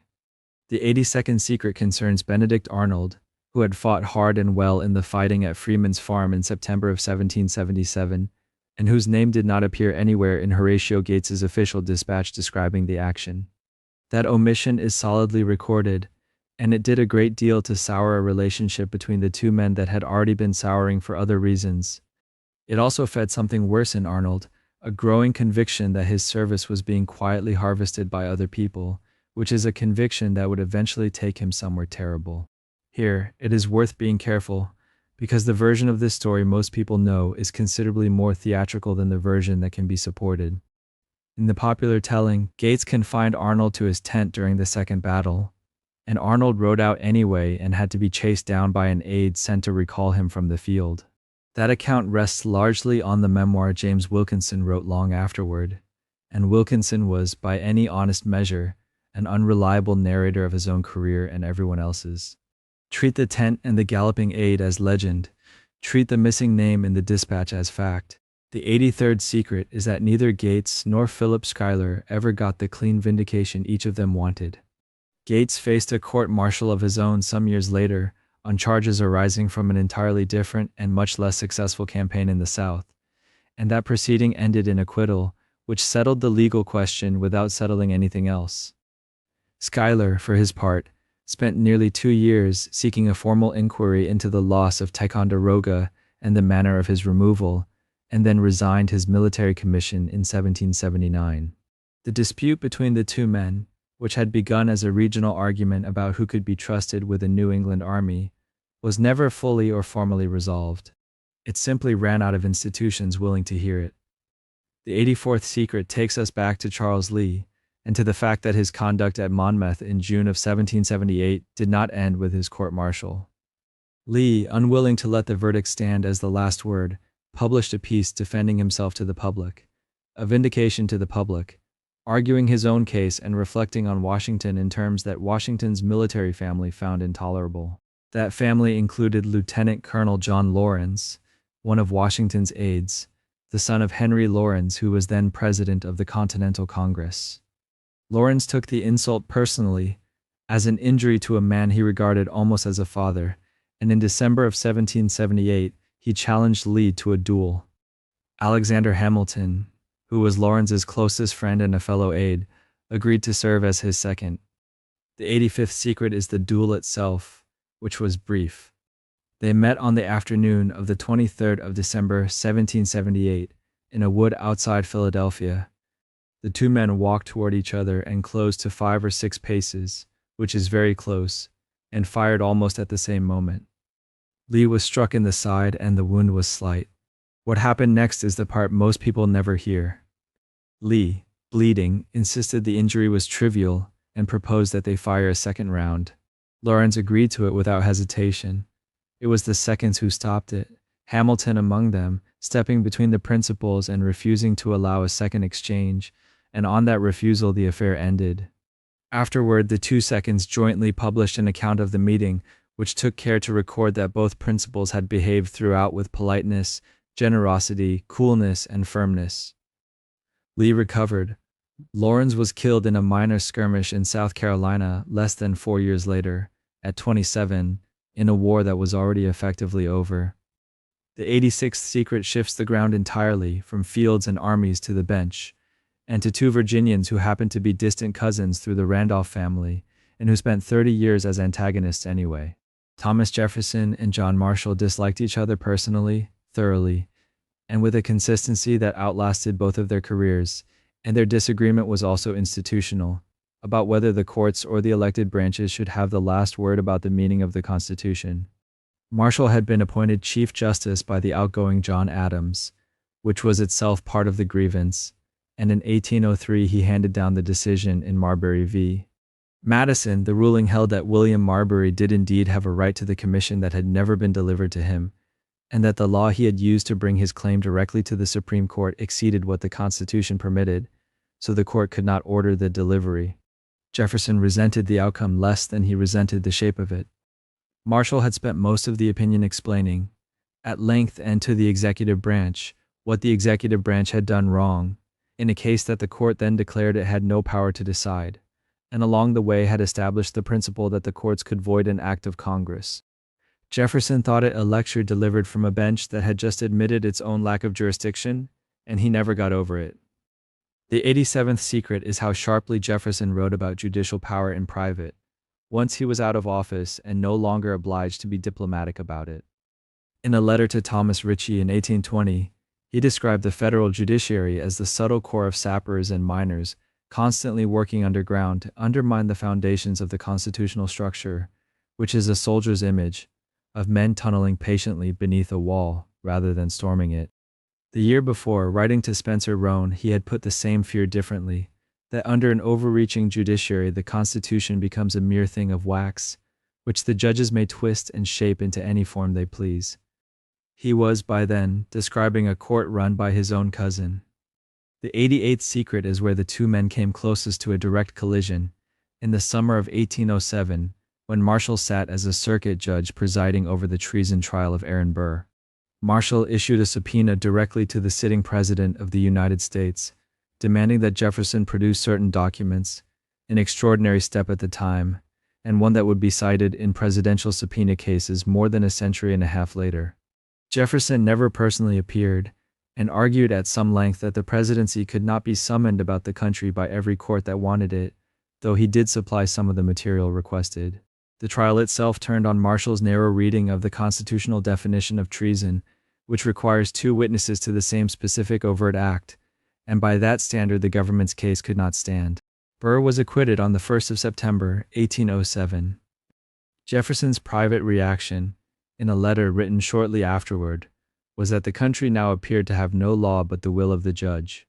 We come now to the rivalry that most people, if they know only one of these stories, half remember, and it is worth slowing down for, because it is the longest of them and the strangest in shape. John Adams and Thomas Jefferson were friends before they were rivals, and they were friends again afterward, and the 20-odd years in between contained most of the bitterness the young republic could produce. This chapter is the bitterness. The chapter after it is what came next. The 89th secret is simply how close they had been, because without that the later rupture has no measure. In 1784 and 1785, both men were in Paris on American business. Jefferson newly arrived and recently widowed, Adams there with Abigail and their children, and for the better part of a year they lived something close to a shared life. They dined together nearly every day, Jefferson was in and out of the Adams household constantly, was fond of Abigail, was fond of the children, and formed with young John Quincy a friendship that lasted decades. When Adams left for his posting in London in 1785, both households felt the absence, and Abigail's letters to Jefferson from England read like letters to a member of the family. That is the friendship the next 20 years worked on. The 90th secret is the first crack, and it was not really either man's doing. A few chapters back, in the story of Paine's quarrel with Adams, we heard how a private note of praise Jefferson sent a Philadelphia printer for Paine's Rights of Man ended up printed at the head of the pamphlet, and how every reader in the city understood it as pointed at Adams. What matters here is not the mechanics of that mistake, but what it cost the two men personally. Adams wrote to Jefferson about it, and the letter is one of the sadder documents in their correspondence, because it is not really angry. He described himself as thunderstruck to see his old friend's words appear in that place, and in that way. He objected that the two of them were being set against one another by other people's readings, that they were being made to hunt each other, he said, like a hare. And then, having said all that, he closed by affirming that the friendship of 15 years remained dear to him. Jefferson replied that he had never meant it for print. Both statements were true. Neither undid what had happened. The 91st secret is the law that turned political disagreement into something closer to a criminal matter. In the summer of 1798, with an undeclared naval war against France underway and the country in a genuine panic about foreign influence, Congress passed 4 separate acts under President Adams, known together as the Alien and Sedition Acts. 3 of them concerned aliens, the residency period required for citizenship, and the president's power to detain or remove nationals of a hostile power, and in one case any foreigner he judged dangerous. The 4th was the Sedition Act, and it made a crime of false, scandalous, and malicious writing against the federal government, against Congress, or against the president, with penalties running up to 2 years in prison. The law carried an expiration date, and the date is worth noticing. It ran out on March 3, 1801, the day before Jefferson's own inauguration, which meant the Federalists had written it to lapse precisely when it might have been turned against them. At least 26 people were formally prosecuted under it in the federal courts, a figure long treated as the total. More recent scholarship, particularly the archival work of the historian Wendell Burr, suggests the real number of prosecutions may have been roughly double that. The 92nd secret puts names to those numbers, because the prosecutions were not abstract. Matthew Lyon was a congressman from Vermont, Irish-born combative, and already notorious for having brawled on the floor of the House. He had criticized Adams in print, accusing the administration of pomp and selfishness, and he was convicted under the Sedition Act and sentenced to 4 months in jail and a fine of $1,000.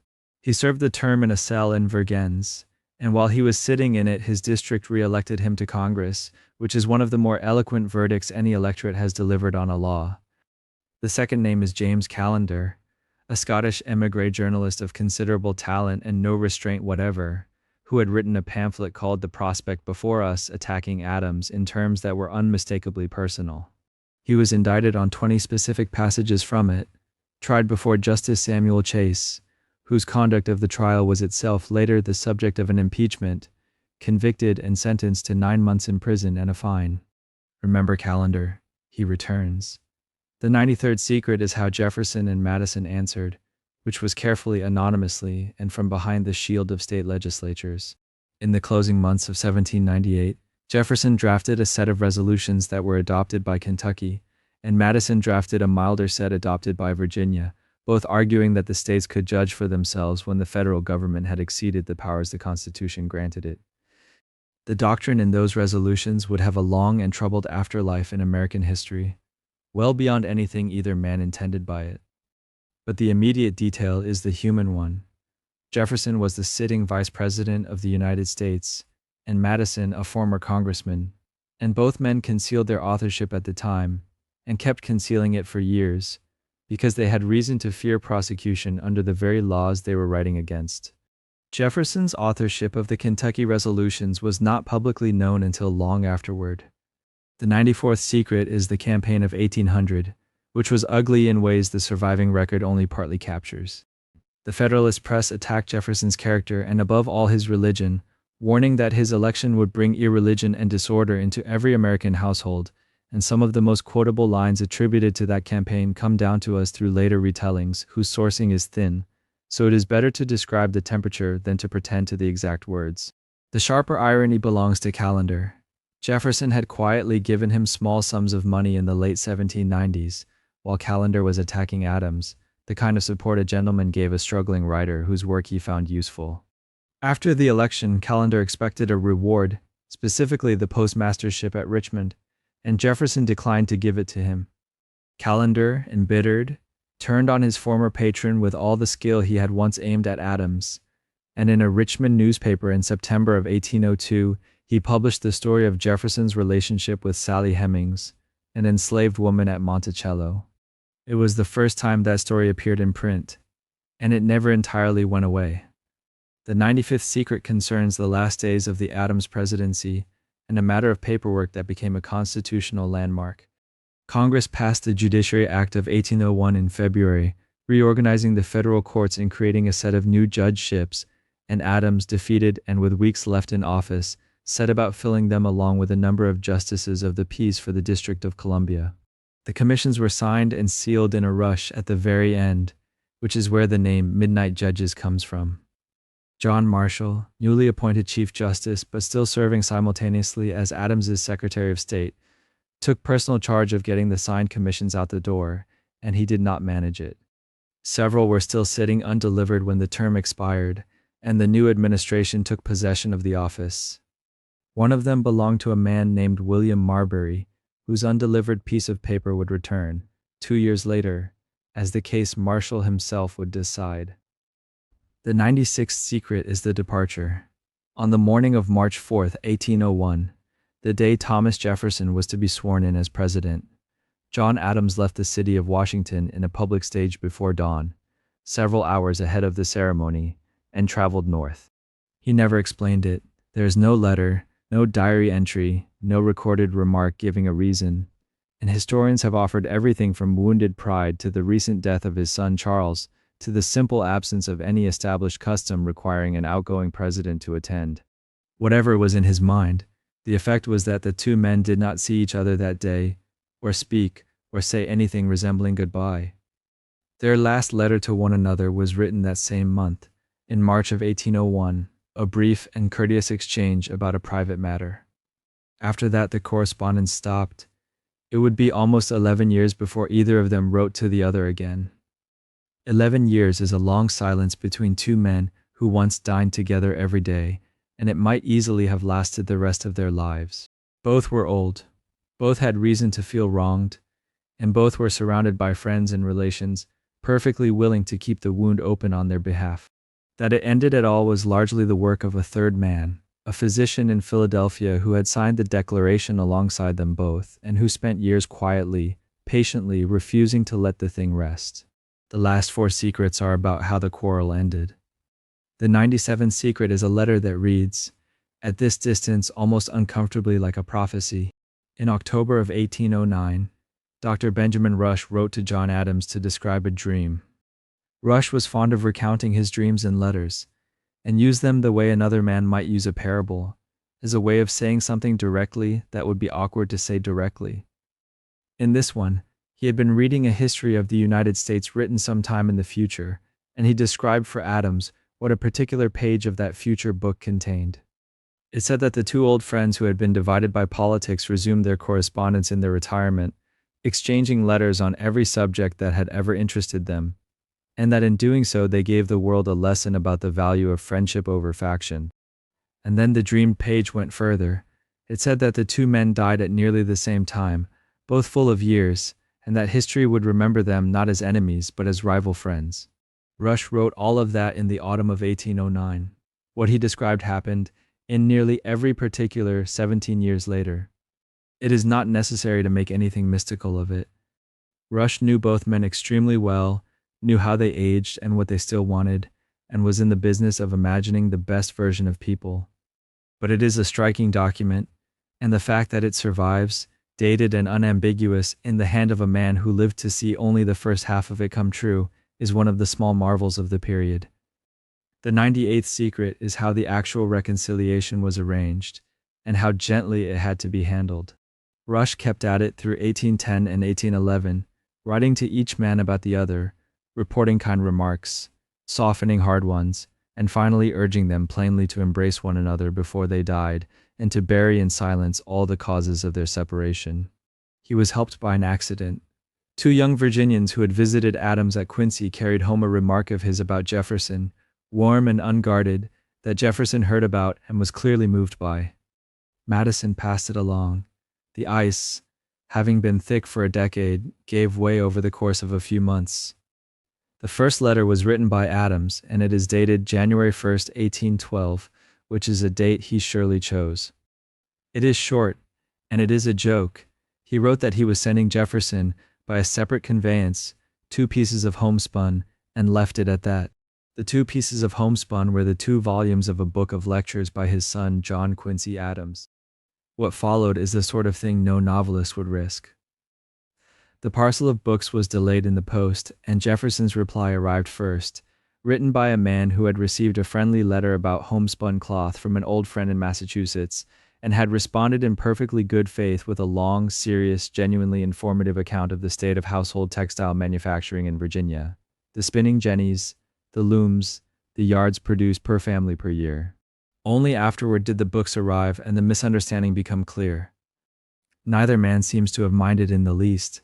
The 99th secret is what lay underneath the joke, because Jefferson's reply, once it had finished with the cloth, turned to something else entirely. He wrote about what the 2 of them had actually done together, and he reached for an image of a boat, that they had gone on laboring always at the same oar, through a storm that threatened the ship they were rowing, doing the same work in the same direction, whatever else had come between them since. A letter from Adams, he said, called up recollections that were very dear to him.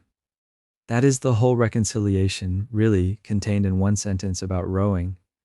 From that exchange grew 14 years of correspondence, unhurried and enormously wide-ranging, on religion and grief and Greek and aristocracy and the French Revolution and the education of their grandchildren and the health of their own failing eyes. Roughly 158 letters passed between Quincy and Monticello between 1812 and 1826. They are gathered today in the historian Lester Capon's 2-volume edition, the Adams-Jefferson Letters, which remains the standard place to read the whole of it, and it is worth knowing that the correspondence is not a curiosity but genuinely fine writing, the best either man produced after leaving office. The 100th secret is the last day. The 4th of July, 1826 was the 50th anniversary of the Declaration of Independence, and the country had been preparing for it all year. Both men had been invited to celebrations they were far too ill to attend. Jefferson was 83, and had been failing for weeks at Monticello, drifting in and out of consciousness, asking at intervals whether it was yet the 4th. He died early that afternoon. Adams was 90 at his house in Quincy, and he died later the same day, in the evening. His family recorded that his last audible words were that Thomas Jefferson survives, spoken by a man who did not know, and could not have known, that Jefferson had died some hours earlier that same afternoon, 500 miles to the south. The news of the 2 deaths reached most of the country together, and the country made of it what you would expect. John Quincy Adams, who had lost his father and an old family friend in the same stroke, wrote in his diary that the coincidence of the day and the manner of it seemed to him a visible and palpable mark of divine favor. 17 years earlier, a physician in Philadelphia had written to one of them about a dream, and had described a page from a book that did not exist yet, on which 2 old men, divided for a long time by politics, and reunited at the end, died full of years and near together, and were remembered afterward not simply as rivals. That is more or less how it happened, and more or less how they have been remembered since. 100 quarrels carried on in cabinet rooms and newspapers and letters never meant to be read by us, among people who disagreed with each other about nearly everything and built something durable anyway. And at the end of all of it, 2 old men in 2 quiet houses, writing back and forth about oars and homespun and the weather, until the same summer afternoon closed over them both.